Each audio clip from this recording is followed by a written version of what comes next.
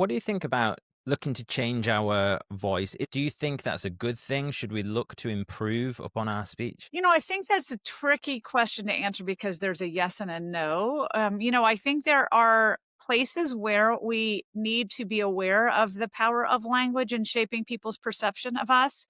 And whether we speak with a non-standard accent or a standard accent, we all have a repertoire in which we, change the way we speak depending on the audience we're speaking to. So everybody has that kind of style shifting as part of what they do. For people with non-standard dialects, the pressure on them to switch to more standard speech is much greater, obviously. And so there can be a lot of questions about authenticity and identity tied up with that when you're asking people to change speech that is about community and family and friends and love, which is where they come from, and get rid of it. That can be a really hard thing to ask people to do. So I don't necessarily ever think we should tell people to lose those identities that come with the language of their youth or the language that they speak with at home with friends. But I do think that people need to be aware of the constraints that might end up being put on them because of the dialect they speak. And if they can learn some flexibility to adopt other speech styles in contexts in which they're needed, that can be advantageous to them. But it depends on someone's goals. I don't think there's a right answer to that in the sense that everybody should ever shift, but depends on your goals and what kinds of employment you want and what kinds of, life opportunities that you're interested in, because you can do very, very well with an accent that is very sort of regional or social, and that will be all you need in your life, and it's what you really want and where you're supported. And then other people will really want jobs or opportunities that are linked to standard speech, and in those cases, absolutely, I think it's helpful if you're able to adopt those standards. So I guess there's no right or wrong answer to that. There's a Mm. yes, it depends answer to that. Yeah, I was just thinking then it's almost like I wonder if there's like, a bit of a bell curve in terms of like because if you think of when you're starting out in the workplace or whatever, people might want to get, dressed up in a suit and make a good impression when they're younger. And then, but as you get older and you've, got a bit of experience, you've actually stacked up, oh, I'm good at these things. So I don't need the suit anymore. And I mean, and I wonder if it's almost similar in that kind of that more regional thing where you're when you start off, if you go straight in with this harsh accent or whatever, and you haven't gained a reputation or whatever, then that might get lost. But then later on, because I noticed it with myself actually, whereby, and I'm very aware of how I'm speaking now because I definitely have. I'm probably not as Eh, how should I say it? I'm adjusting my speech a little bit now because I know I'm speaking to you. Because no, sorry, not because it's you, but because you're American. So I probably have this like international tone. Okay. But like just and now I'm talking about it's making it worse. But like, but I think because I'm from the north of England, I'm trying to like talk like I would normally talk now. So because I'm from the north of it, like it's a bit more relaxed, right? Right. And but I think as you gain a bit of experience, you realize, like you were just saying, that actually there's real value and beauty in the accents that we have. So, Right, and connection. It speaks to connection in a way that speaking sort of the posh accent doesn't necessarily get us. In fact, when we look at studies, people might think, okay, yes, those accents, those posh accents, RP, for example, or, standard broadcast American English are the ones people should speak in, high level jobs. People have those attitudes. But when you ask them who you want to hang out with, it's rarely the people that have standard speech. It is more often those people whose language says something about who they are as a person. And those Mm. regional accents, those social accents, they speak to us in terms of the quality of the people, right? That's why we often associate working class accents with salt of the earth, authenticity, toughness, ability to roll up someone's sleeves, the earthy kind of sense. And we really like that as well. So I think there are different values that we put on different accents. Mm, And I absolutely agree. Once you kinda get in the door and you've established yourself, the pressure on your speech decreases. But what's really interesting is, when we look at studies of how people judge other accents in an employment context, for example, younger speakers, so in employment situations of hiring managers or things, when those jobs are occupied by younger speakers, they tend to be more flexible in listening to non-standard accents in employability contexts. The older you get, the less flexible you are about hiring in those ways. So while you might yourself be more free to use your local accent, it does seem like your sense of whether it's appropriate for younger speakers to be using it actually hardens and you're less flexible. So it's a really interesting trade-off that we see. mm. And the person I'm thinking a lot about as well is Chris Williamson. Now you were on Modern Wisdom a couple of years Yes. ago, right? Huh? And have you ever? I'm sure you spoke to him about accent, but have you ever listened to some of his really early episodes? No, but he had told me that he has sort of worked on his accent, because I think Yeah. isn't he from the North as well or West So Country? he's Um, I'm northwest. He's um, northeast. So Northeast. we were talking off air about Northumbria. So he would be like the other side of that. Right, yeah, so I remember we had a conversation actually about how he was very aware of his accent and had sort of consciously, especially in his earlier days, tried to eradicate some of the really strong markers of that, but also Mm. appreciated how they were kind of about who you are at the same time. So I have not listened to his early work, but we did have a conversation about that. It's interesting actually. If you get a moment, just listen to like the first few episodes, and it's like wow, they're totally different. That's And funny. it's like I don't know if I can do a Geordie accent. Well, he's Oh, does he have a yeah. Georgia accent?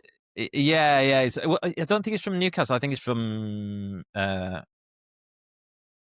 oh, there's is it Middlesbrough? Might be Middlesbrough, but it's kind of Geordie's kind of. I don't want to do it on air because I'll mess it up. I love doing accents, but the idea of doing it on air now, while we're talking about, and if it got back to Chris, he would Yeah, you don't want probably a be, record of it, right? yeah, exactly. But yeah, interesting. And but part of me did feel like a bit sad, Right, because for there's a his old lot. accent. There's a Yeah. loss, right? I mean, that this is the constant pressure we're under as speakers, and for some people, it's much stronger because they have more to lose, when they're shifting. So I was born no, my parents are actually both French speaking natively, so, I didn't really have American English speaking families, but I was born into a, middle class background, and I went to school with a bunch of middle class English speakers, and I was actually raised in the South, and so a lot of them had Southern accents, but I didn't ever face this choice between a regional accent, because I didn't get a Southern accent, and a national one that might actually have hindered my, future progression. Southern accents in the United States, like Northern accents in the UK, are considered less sort of upscale, less posh. There's often jokes about Southerners in the United States. And, a lot of my friends had very Southern accents and they felt really embarrassed by them when they left the South. And I never had to face that because I didn't have one coming up. So certain speakers, just by virtue of where they're born, the class they're born into, the race they're born with, have to face much harder decisions about that trade-off. And, you're losing part of your social identity when you're losing your accent. You might be Mm, gaining something, and every speaker has to evaluate that balance for themselves. I don't think there's a good way and a bad way. It's not bad to want other things. It's not bad to not want other things, but it is a personal choice that every speaker, especially those that come from less standard backgrounds, have to weigh in every situation of their adult life. And so, there is a cost to that. mm. Yeah, I was thinking then about one of the things I thought when I started the podcast was that I wanted to make sure that everyone could understand me, because it's a global thing. Right. So, kind of just taking the little bit of an edge off some of it. It's like still have a northern accent. You can hear it there, accent, like, Right. instead of, Yeah. but kind of like just smooth out some of it. But I wonder whether I was thinking about someone like Theo Von. Who's Do Taylor you, Vaughn? I'm not familiar. so he's a big podcaster actually, but he's mainly a comedian, Oh, okay. and he's got a real Southern accent, you know, like I went Right. for it, You did it. I but like it. And now you're on record. yeah, but you know, but everyone loves him for that. He's got a huge following in the UK. But I do wonder whether maybe we're just because we grew up watching so much American TV and that accent would be portrayed a lot that we can just understand it a bit better. Um, but having said that, I don't think there's any English dialect that an English speaker would not understand. Oh, I think, a lot of times you'd be surprised. A lot of Americans say when they go to Scotland, for example, because you can't Yeah, that they're like, "What is what are they saying?" yeah. I think northern accents for Americans because they're more used to Southern Southern English, Mm, not Southern American English. That is sometimes northern accents are a little more difficult, especially when you throw in more regional kind of accents and more mhm, status, kind of lower class accents that Americans are simply not as familiar with. There's a lot of research that suggests we have expectations about how people will sound, and when the people sound different than our expectations, there's an actual processing cost that our brains have to kind of devote more cognitive resources to processing it.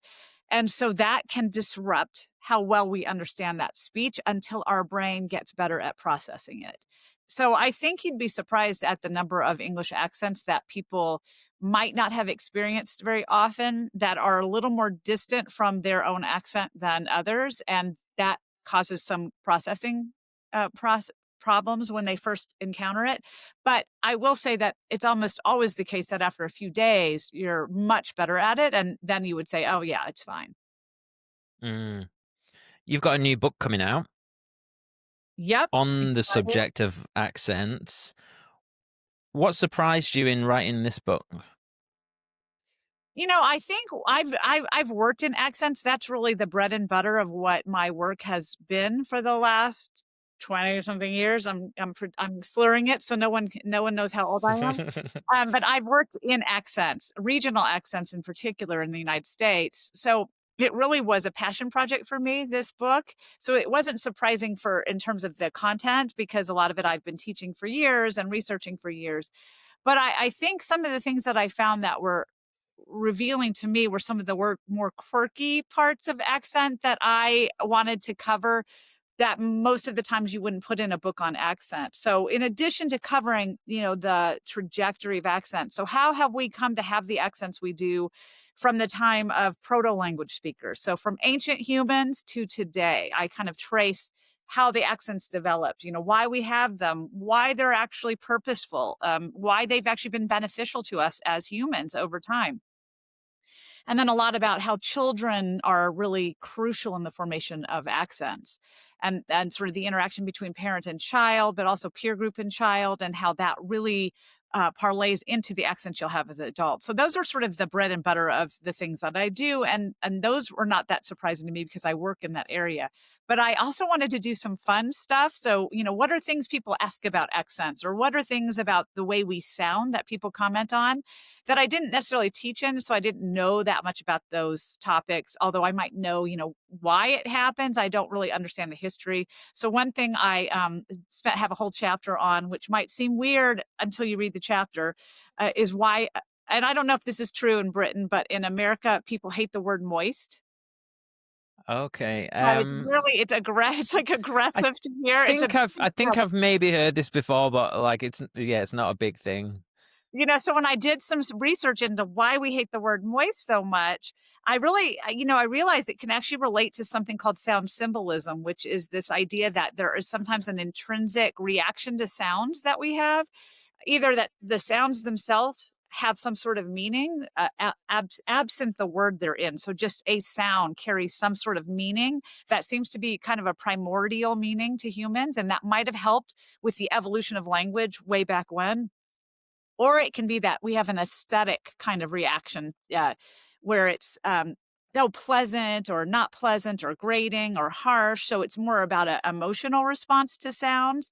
And so what I did in looking at the word moist is that actually a lot of the sounds that make up the word moist are ones that historically seem to bother us, and that might be why we hate that word. So it was a fun journey for me to kind of trace the history of moist and then try to put some of the principles of linguistics to work in explaining why this one word seems to bug us so much. And then So there's you're the gonna opposite, have to tap into that a little lovebird. bit more for Oh, me. I don't know. This I might moist. make you have to wait for the book. No. All right. So moist has a lot of problems. I mean, it's a problematic word. One is that for centuries, since about the 1400s, it's been used to describe medical situations or medical conditions where you would describe things like pus or gangrene as moist. And no Mm. one wants to talk about moist gangrene, right? That's not a pleasant thing to talk about. Puss also. When you said puss, like part of me just was like, oh, Ew, right? You're like, ew, it just grossed you out. So, and yeah. pus is also a medical nasty word, and we don't like it. No one's going to say, oh, yes, pus is my favorite word. Um, you know, it's not going to happen. So moist had that not, it wasn't going for it well, right? Now, before that, if you look at how moist was used in the, times of Chaucer and before that, it was actually used to describe, it's from French, it's from Old French. It was used to describe things that were fresh, not things that were, damp. Sure. So when you describe beer, for example, like Chaucer talks about moist ale, meaning fresh ale. So it was good. It was a positive thing. But then, about a century later, it starts getting used to describe medical conditions. And that makes it semantically or from its meaning perspective less attractive a word. So you have that's already operational in the meanings of moist. And then, of course, in America, I don't know if this is true in the UK, but in America in the 1950s and 60s, it gets used in boys' locker rooms to describe underwear. That also is not a bonus for moist, doesn't make it a more popular word for especially most women. And then on top of that, it has these sounds. So M sounds are what we call bilabial sounds. So if you make an M sound, this is where you have to participate and make an Um, M sound for me. Okay, um, if you notice your lips are coming together, right? okay. So, And what's that called again? Say it's that called word. a bilabial, so 2 lips. So labial means Bilabial. Okay, and yeah. ba is 2, so it means 2, it's a 2-lip sound, and so you go ma, ba, ma, ba. Those are both bilabial sounds, and there is Mm, a sound symbolic correlation between ma, ba sounds and babies suckling at the breast.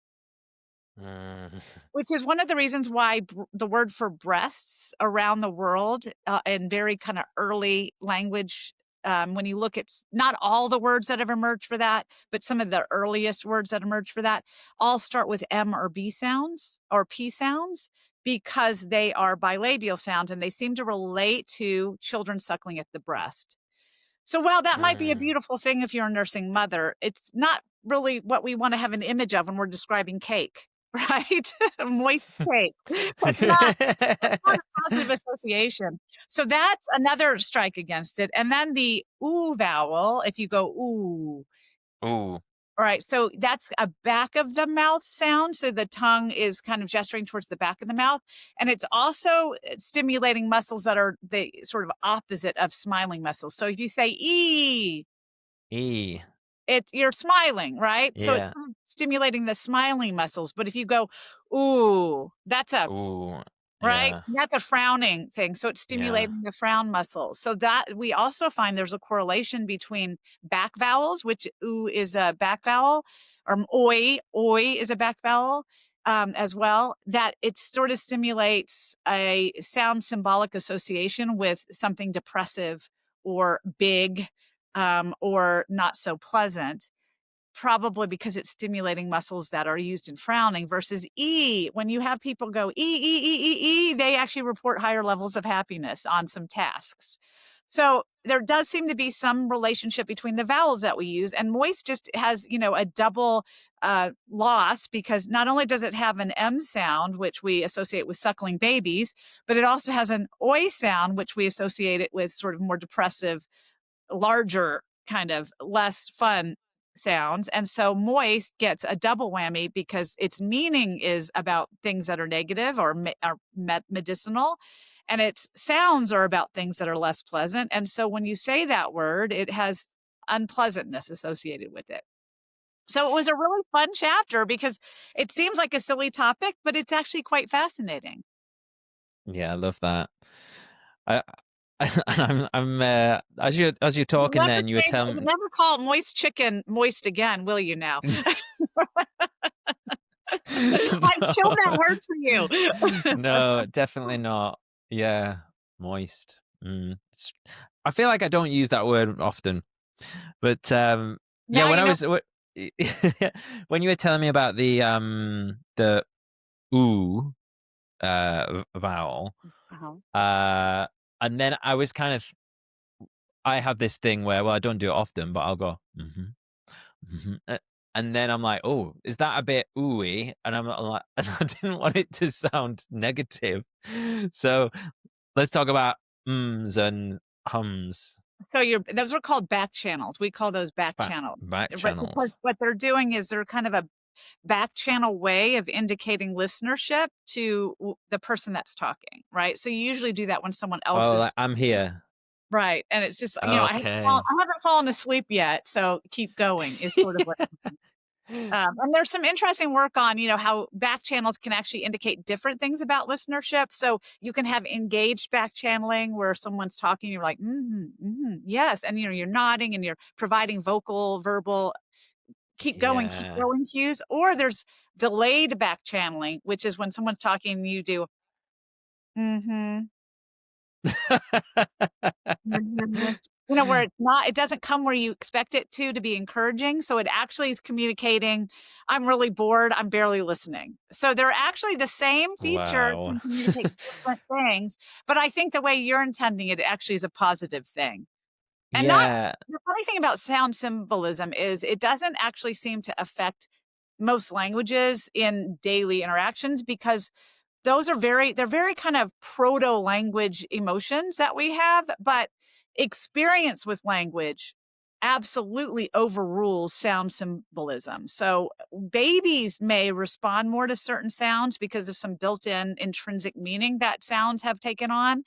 But as adults, we've learned different positive and negative associations with words and word meaning and Mm. sounds. And so, is something that we like to hear. No one wants someone not to say anything when they're talking, and so our positive association with back channeling, as long as it's good back channeling, is going to overrule any very basic, fundamental, prehistoric types of emotions we might have about a sound. And also baby suckling can be a lovely thing. It's just not when you're describing cakes and chicken. So, it's a very complex idea of what makes certain sounds unattractive to us. If you're anything like me, you're probably good at starting habits, but fail to stick to them over the long term. There's probably one or two, whether that be going to the gym or taking the dog for a walk, but struggle to maintain others around career, relationship, or life goals. If you're a long term listener of the podcast, this won't be the first time you've heard me talk about habits and leveraging public accountability. That's why I created InDeep, the tool that helps you build healthy habits and stick to them. After creating your free account, you'll be given your own personal public profile link, which you can share with your friends, your family, coach, or followers. And when someone clicks that link, you'll be given a real-time notification that someone is watching your habits. I can't tell you how much of a motivator it is when you're stuck in a procrastination cycle and this little eyeball pops up with a number next to it. My productivity has gone through the roof since I started using it. It's that effective. Luckily for you, I'm giving away 100 free VIP months to my podcast listeners. There's no credit card required. Head to indeep.com/podcast. That's deep with two eyes, INDIIP.com/podcast, or follow the links in the episode description below. Let's start crushing our habits today. It's so interesting, and obviously, as a podcaster, it is an art form, and even that, like the right amount of mhms, and like, is what how much is too much. Right. And it's probably, I don't actually really think about it that much, but obviously there will be a different cadence given, the excitement or whatever, as you rightly say. I was thinking, I've heard, actually, I don't know if it's Chris or it might be Tim Ferriss, other podcasters, like, oh, I listened to one of my early podcasts and I kept on doing this annoying thing and I kept on going, mm-hmm. And he was like castigating himself for doing it, and like, uh s- rolled it back loads.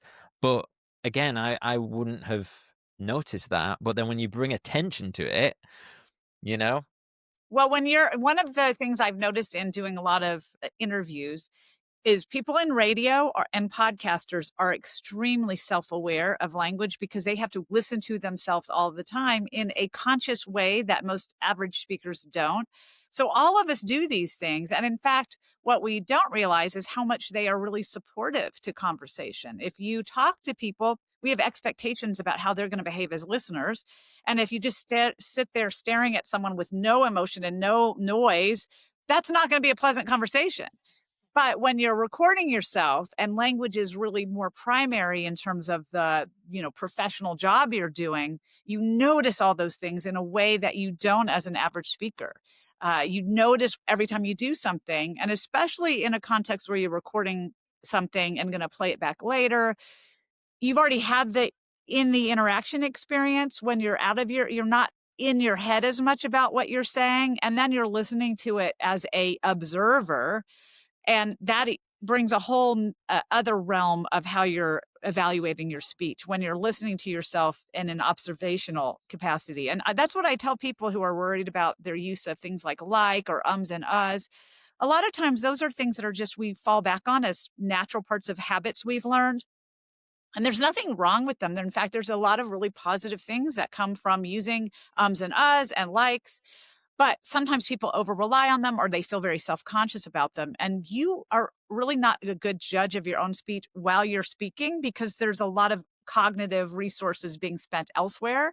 You're following along someone else's conversation. You're paying attention to the cues they're giving you. You're making sure that football that's flying by you isn't hitting you. Right? All those things you're doing in the moment.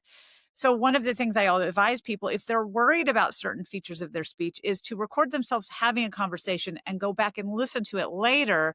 And then they can see how really obtrusive or often they fall back on certain features that they might be concerned about. And I think podcasters do that as part of their job. And that's why you're hmm really, really super aware of it.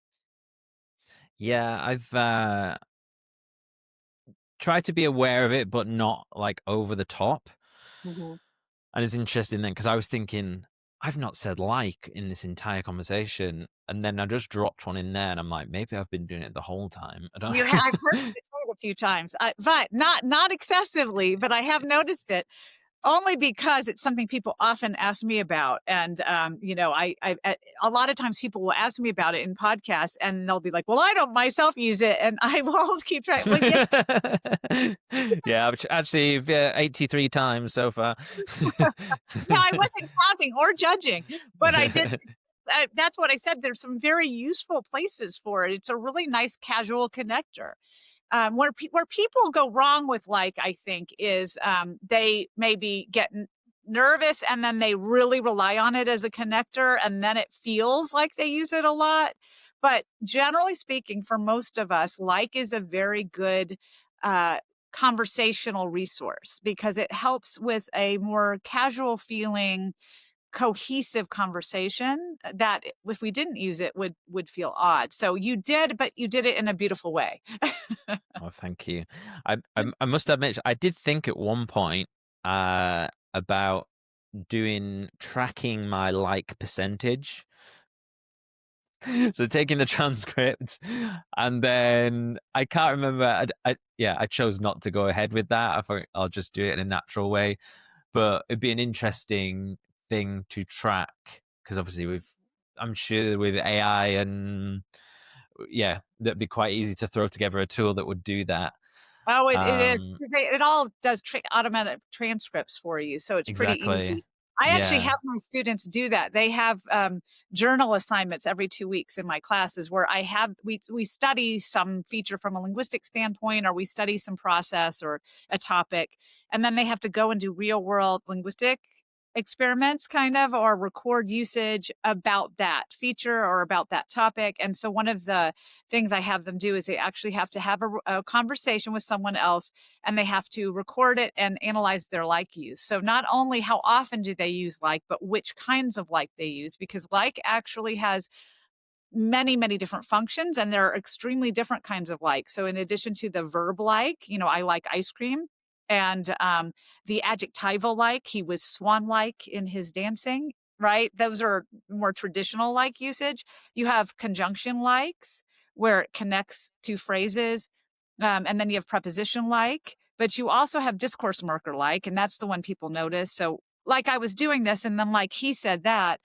and then you have also Mm, approximator like, which is where you're using it instead of about. So he's like 5 or 6 pounds lighter. mhm, And then you also have, a verb like that's used instead of the verb to say, and so it's like an indirect speech reporter. So he was like, "I'm not gonna go there," and I was like, "Yes, you are," where it's instead of the verb to say. So those are mm. extremely distinct like usages. People don't really realize how multifunctional like is. And so I have my students not just count up their likes, but analyze exactly what kinds of likes they use and why they pattern that way. So I think for a lot of people, they're really stunned to understand that their use is very, very patterned and structured, because they feel like they just say it all the time and it means nothing. But it's actually very, very meaningful. So it's a really fun exercise. If you ever want to do it, I'll send you the assignment and you can use it as a model of how to analyze your like use. Please do. Yeah, I think that would be interesting. It's fun. It's a really fun, my students love that project. It's a really fun one. They're always stunned by their own use. They're always like, "I used it 150 times." But then they're like, "But I also," as I used to like exactly there, they're also realizing they use it in useful ways, and that really makes them feel better about themselves. So it's a fun assignment. Mm, I feel like See? There you go. Conjunction like right there. I feel that was the one you added in the middle where you begun with like I said this, like what was that one called? The discourse markers. The So when you start discourse the mark. That very was the beginning like of the the sentence. most how should I say it? That seemed like the most low status, inverted commas. Yeah. Yeah, I think Yeah. that would be that one, the quotative like, the one where it's instead of the verb to say is also not widely loved, but that one is probably the most widely used. So people that don't use the other likes will often use the quotative like. But I would say the like that feels like it doesn't have any place there. So the one at the beginning of a sentence or between two sentences is the one that people hate the most. Yes, generally speaking. Mm. So what does it tell us about status and why do we judge? Well, I mean, it's not just about language, right? The whole world is about status. So from time eternal, you've had different levels of community organization. And the trick is there's really nothing better or worse about any human. There's only better or worse positions for those humans to be in terms of their hierarchical structuring in a society.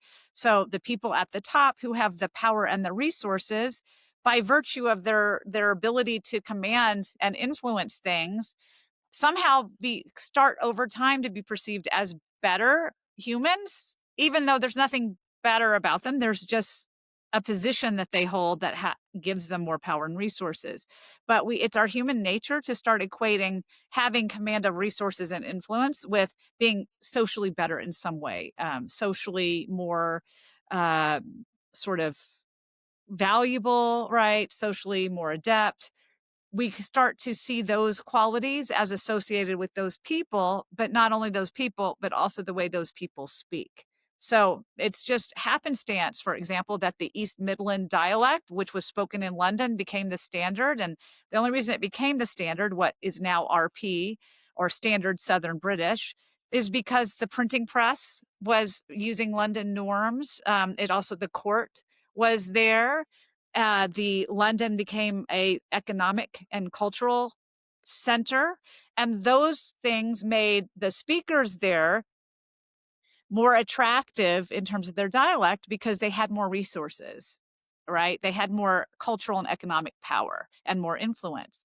But there's no inherent thing about the East Midland dialect that made it a better dialect. And in earlier times in British history, other dialects were more prestigious. So it really is just an accident of history. But what happens is we start to associate people that have resources and people that have more social capital as being more valuable. And then whatever dialect they're speaking becomes attractive because we want what they have. And that's really what elevates certain dialects and certain people higher than others. Nothing intrinsic, but everything extrinsic. I want what that person has. I want to be upwardly mobile. I want to have power and resources. I want to be able to feed my family. If that speech will get me there, I want that speech. And then just something that's purely a mechanical decision, I want to give myself more opportunity, becomes also a social valuation. That sounds better. Oh, it's a more pretty dialect. Oh, those people are more intelligent. Even though that has nothing to do with the way they speak, it's just a happenstance of their position, but we slowly over time start to believe their speech features are actually better intrinsically, even though they're just better economically and politically and culturally in terms of how people assign value to them. Sorry, that was a deep dive into something that I would talk to my students about, but I love it. it's a really weird process, the way that we start seeing a word that someone will say or the way they say it as somehow meaning something about that person in terms of being a good person.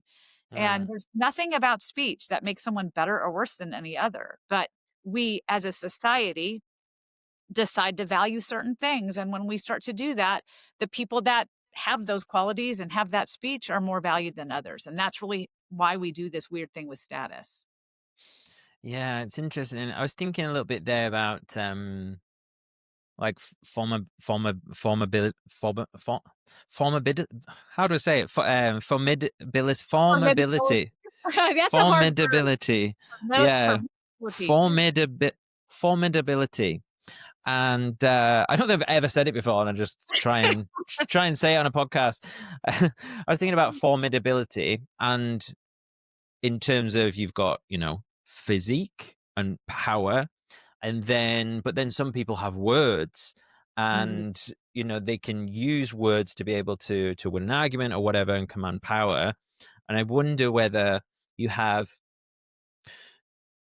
if you know lots and lots of words in the English dictionary, and especially inverted commas fancy words or posh words, you probably only heard posh people saying them, or people with a more what's the proper term for it? Yeah, a more what's the word? Like developed. That may have been more exposed to literacy, or we Yeah. a lot of times with vocabulary acquisitions related to reading, and so people that put a lot of emphasis on reading, which often has to do with, scholastic achievement, things like that, tend to Mm, have a bigger vocabulary. yeah, interesting. And it's funny because I went to the like hearing those words rather than reading them. You can tell I'm an audiobook person. Um, so I so, Know so how to I didn't. pronounce.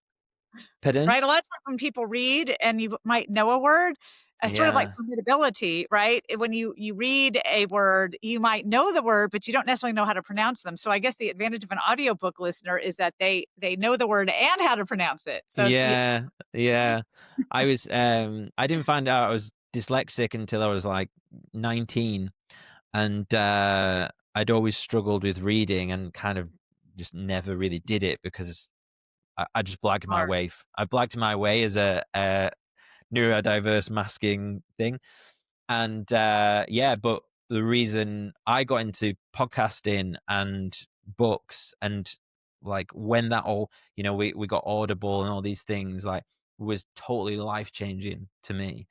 Well, I And hadn't really thought trans about that, but that's a really good, yeah, yeah, positive of audiobooks for it's sure. really amazing. It like in my confidence in my own intellect in the last, say, 10 years has just been like a sharp increase from when I was younger because of these audiobooks and podcasts and stuff. So Wow. Oh, that's great. I hadn't really thought about that, but that's a really good asset of those books. I mean, they've become yeah. so popular. I hardly know young people that don't that read books. They all listen to audiobooks. It seems like Mm, the new thing is audiobooks to listen to. And it makes a lot of sense because you have a lot more time to listen to audiobooks because you can multitask. You yeah. can't really go for a walk and read your book while you're walking down the street. It's a little tougher. No, no. I mean, You it combine seems a it with shame that because one obviously part. reading is a different act, isn't it? A different skill for I mean, I think we are now at a crossroads of seeing how people are going to live differently without reading because students don't read either. It's something that actually we have a lot of conversations about as professors. It's very difficult as a professor to get students to read. And Mm, audiobooks might actually help that because I think they'd be more willing to listen to audiobooks, but the time it takes to read critically and carefully, we just don't see students willing to devote that time anymore. So we'll see how yeah. all that pans out. That's a whole other podcast. Sure. Yeah, and I feel like but I've noticed myself actually now, I think I listen to less audiobooks just because there are so many podcasts now. S There's a and lot. Right. yeah, and I'm aware of it, and I'm like, "Okay, get back on the books," because I think that's allows you to have much more and obviously here, like, I'm learning from you and my audience is learning from you, but, yourself, reading, uh, you're gonna get more than podcasts. Right. Well, I'm giving you the highlights. Like this is the Cliff Notes Mhm. versions of the things I do. And in the book, I have the opportunity, and why I love writing books. For me, I don't want people's knowledge to be so superficial that they accept what I say without necessarily critiquing it or deeply thinking about it and why I say what I say. So I can as a linguist, I might have some authority because yes, I have a PhD in it, but I want people to also understand from their own perspective why the things I'm saying might be true or why the things I'm saying might have some empirical support. And on a podcast, I can't go into that. I'm not going to cite the studies or tell you the early history of man, or go back to your babyhood and really walk you through the steps of how infancy affects your language learning process. But I can do that in a book. What I'm telling you now is sort of the, key takeaway of that chapter or the key takeaway of a book, but I'm not telling you how I got there. And I think there's a really big value in not just knowing the information, but knowing why that information is accurate or interesting or how it got to be there. And that's what you get from books that you don't get from podcasts. But an audio Yeah. book does get you there. So I think it's the same kind of information content. Yeah, definitely. I think, because someone once said to me and I think actually the point was being made more about short form content versus long form podcasts, and this person said to me, "I just want the take home." I'm like, I think there's beauty in them, like, marinating in it, and like you say, why you've come to that and it's almost like you need that time under tension in your brain for it to really sink in because otherwise you could just Google and ask ChatGPT everything, couldn't you? Right, and that's not satisfying. As humans, I think we have an innate desire to know. We do. I always teach, that's the way I teach. I don't believe in telling my students information. I believe in helping them learn why that information is there. So I want them to learn and have emergent knowledge rather than me just handing it to them because I think first of all from a learning and understanding perspective, that's a better way to learn because it makes you approach other new information with that same critical analysis. But I also think it's more interesting as a human to just really be able to dig in and understand why things are the way they are rather than just know that they are the way they are, if that makes sense. Mm, I want to know what's underneath the hood. I don't just want to see the type of car that it is. yeah. And I think a lot of human nature is to do that. We are so fascinated by ourselves. If we weren't, podcasts wouldn't be around. I think a lot of people really like that more long form content of podcasts because, unlike a really quick interview, you're not just really scratching the surface. You can actually get really deeply into a topic in a podcast. So I think actually a lot of people share your interest in that kind of long form content. Yeah, definitely. You said earlier about analyzing your likes Ooh. within a transcript. What are some other things that people or podcasters can implement to improve inverted commas their I want to say it's speech, isn't it? Not diction. Right. Well, I mean, I'm not someone who worries about diction. I'm more interested in naturalistic occurring of Yeah. speech, whereas diction implies a sort of put on kind of self-regulating speech form. But as a Okay. linguist, what I'm interested in is just how do people speak, not to judge it, but to understand it. What are the mechanics behind it? So part of what I do is study how speech is made, from an articulatory standpoint, but I'm also interested in, what speech does in terms of how when we hear speech, we perceive it, how it affects not just um, how we understand it, but what we think of the person, right? And all those different things. So, I think my biggest advice as a linguist, because my belief is not people need to change how they speak. My true belief is people need to be more understanding of their own background and how it led them to speak the way they do, and be accepting of the fact that your speech reveals really intimate and lovely things about you. And it should be something celebrated when you have speech that tells the world something about you, and rather than be embarrassed. And I don't like the fact that we often feel self-confidence, lack of self-confidence about the way we speak. Sure, there are some of us that maybe don't like to publicly speak and, we might stutter or in those contexts more because we're nervous. But for most of us, we're quite adequate speakers, even if we don't sound like maybe the perfect speaker in our brains.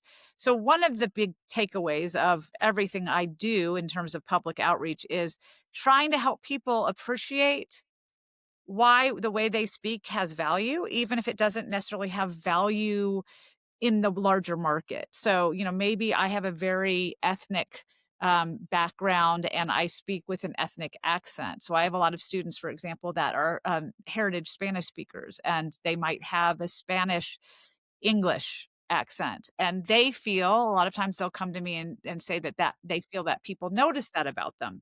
But to me, that's a beautiful thing. That tells the world where you're from and what you value and who you love. And it's also a really, really important part of maintaining a tidy that identity. So what I want them to get out of our discussion about their speech is not, oh, you should be changing these things, but you should be recognizing the value of these things. So that's one big takeaway is learn to be not so hard on yourself for the way you speak. But if you do have features that are, in your view, getting in the way of job interviews or personal interactions, then one of the things that you can do is spend some time reflecting not just on do I use this feature, but actually analyzing how I use this feature. Because a lot of times we want to change our speech without understanding how speech works. And it's sort of that's like saying, "Oh, I'm gonna go fix a car, but I don't know anything about mechanics," right? You can't do it unless you learn something about the structure of the system itself.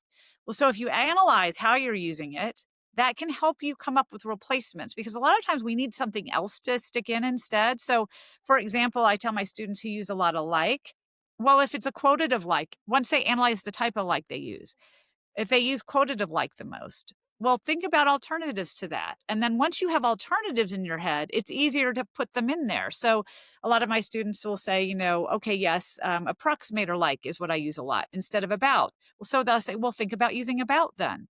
If you have a replacement that you've thought of for that, it's a lot easier to actually replace it with that. But if you're just saying, oh, I want to cut likes out, but you know nothing about how they pattern, there's a bunch of different likes. So it's going to be really hard for you to do that. But if you go in with some understanding of the structure, it helps you understand how to change it. So while I'm not a proponent of changing your speech myself, there are tools that linguistics can give you to do it. Mm, thank you. What about we spoke about moist. In an unpleasant word. Now you're w- never gonna say it the same way again. Moist. What are some of your own favorite words? My own favorite words. Well, you know what's really funny is there's another word that people say is the most pretty word of English.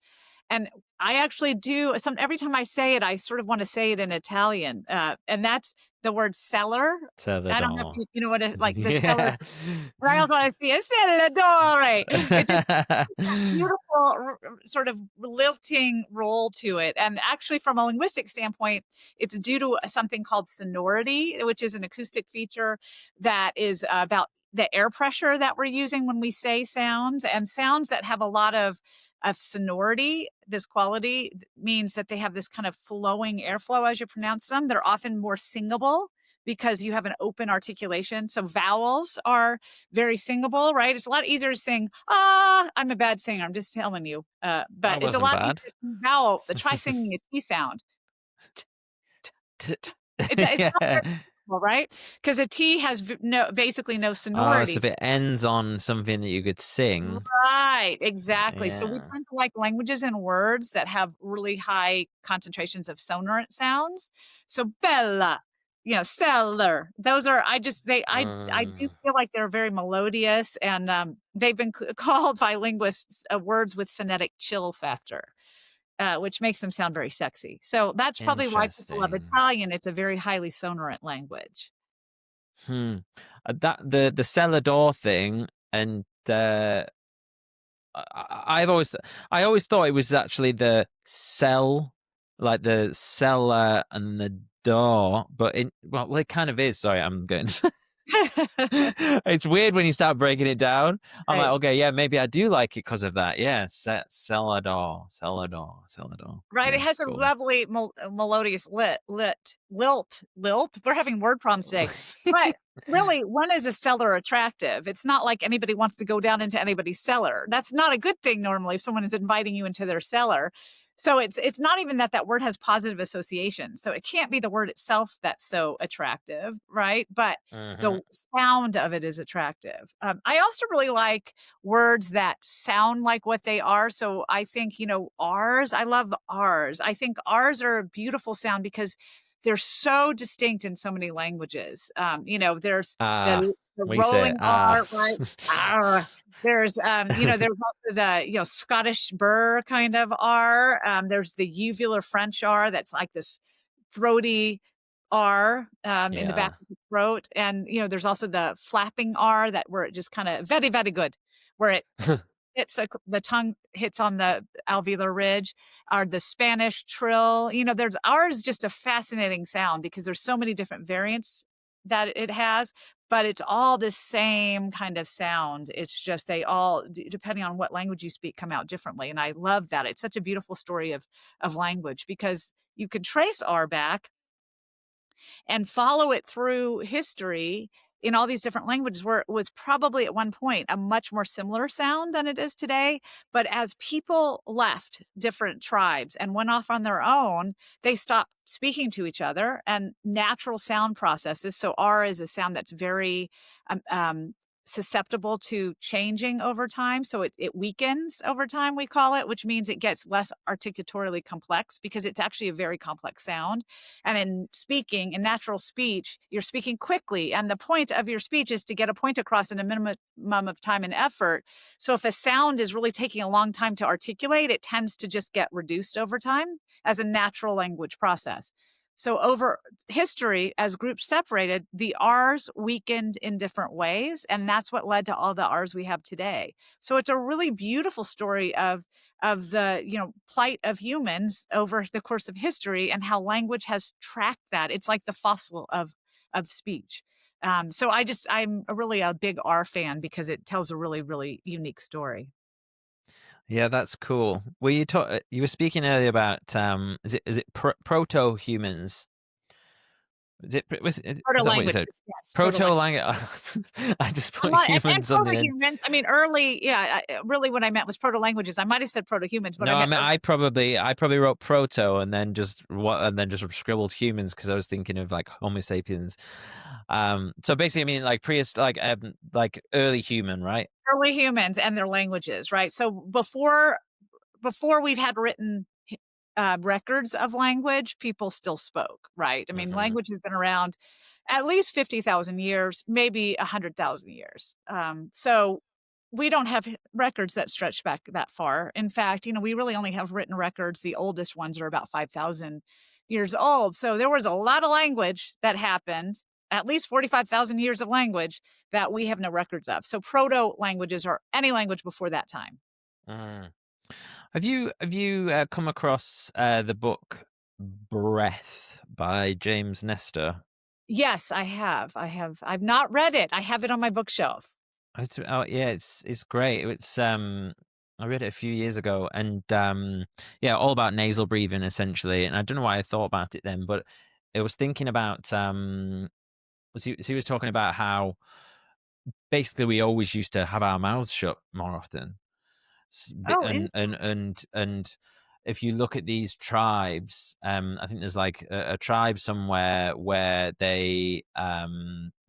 y- they basically got these perfect teeth despite not having dental care, etc. And it's all because they're chewing things, developing the jaw and stuff, and then but they keep their mouth like shut more often. And it made me think about this proto language or whatever, and if they had them, if they were there was a umming higher and propensity of nose sounds because they were yeah. using their mouth. That's a really good question. I've never thought of that. I know there are some arguments that proto languages certain well very almost before proto languages in the very early stages of language that maybe the jaw structure of early humans was different so that f and v sounds were not really likely Hmm. because of the way that we make F and V sounds, it would have where the teeth were positioned would have been different, and therefore it would have been very hard to make F and V sounds at that time in history just from looking at early human jaws from Hmm. that period. So there's certainly some work on, how our facial structure changes the sounds that we can make. There's also some work that living in different environments, so more arid environments will be more likely to produce certain kinds of sounds than non-arid environment. So there is Hmm. certainly studies on how these various things will affect your speech. I haven't come across the mouth open, mouth closed one, but I imagine it's very likely it could have affected the more nasally types of noises that people would make. Yeah. Yeah, it's something really interesting. When you're like, if you hear a conversation in another room, or and you can't hear like the high pitched stuff, but you can just hear the bass sound, so it's just like Right, the muffled kind of sounds. Yeah. yeah, and it's really fascinating because you can kind of pick up the gist Mhm.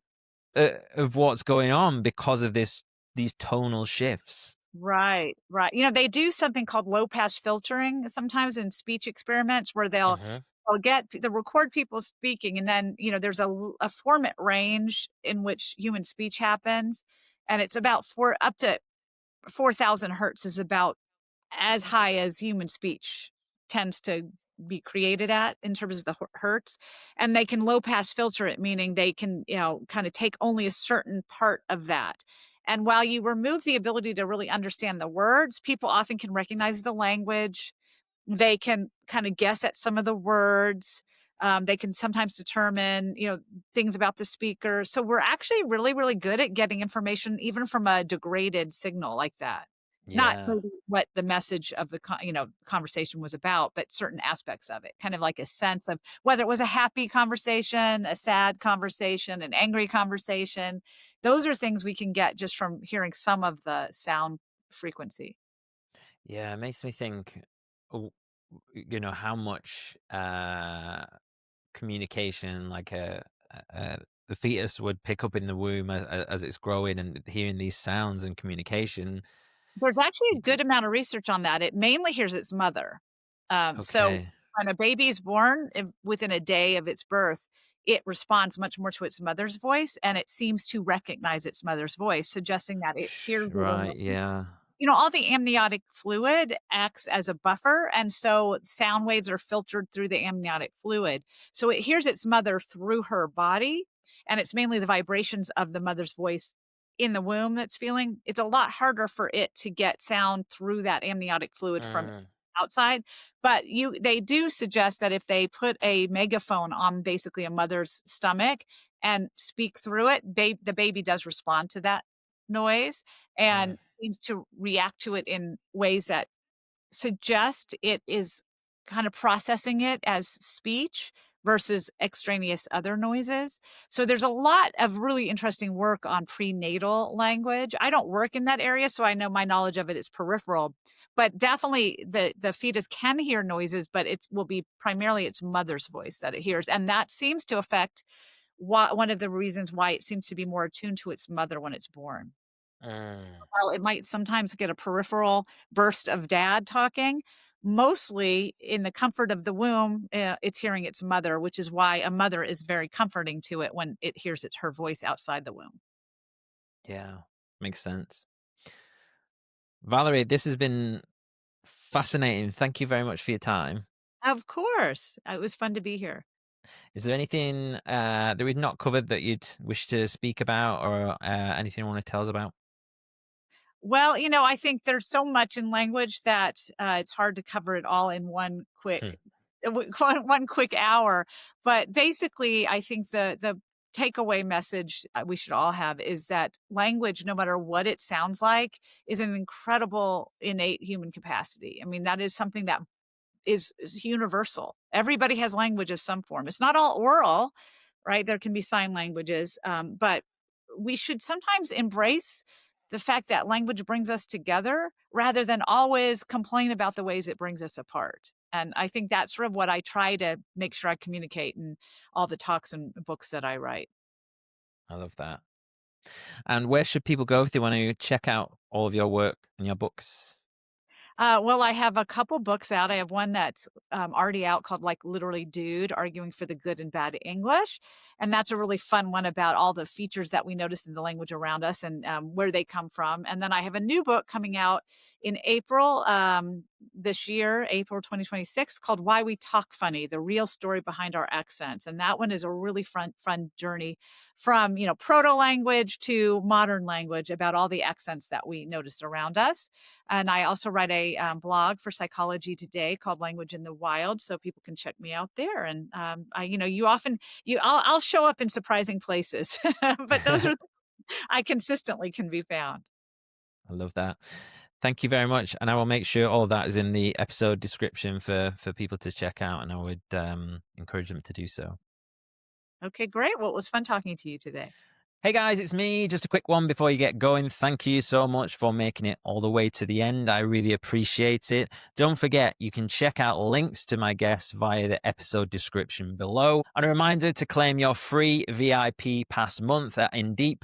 Go to indeep.com/podcast. That's INDIIP.com/podcast. If you're looking to improve your life and build habits, I really think you're going to love this tool. All links are in the episode description. Thanks for watching, and I'll look forward to seeing you in the next one.